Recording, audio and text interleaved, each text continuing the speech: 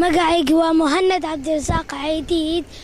London baan ku noolahay 10 jir baan ahay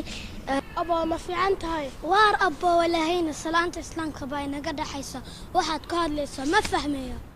ma jirto oo nagama qabsana abo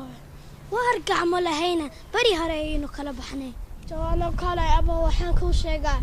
had sheegaysaa Soomaaliland ma go'ayso su'aal soorano haye maxaad u diidantiin go'aansataanka Soomaaliland waxaad tihiin dad yar oo dhul yar haysta wadnana soo raaca oo diyaaradiina dhamaysay ma ilaawi karaa caruurtii la gumaaday ma ilaawi karaa badkii Axmed Dhagax iyo Inan Naxar ma ilaawi karaa xabaalo wadareedkii ma ilaawi karaa 18 May iyo dhigii u daatay ma ilaawi karaa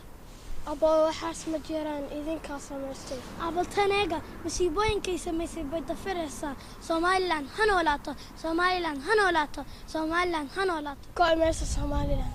abaltaneega way idhacday ay idishay ay waliba iga xarilaadahay abal amuurtan kale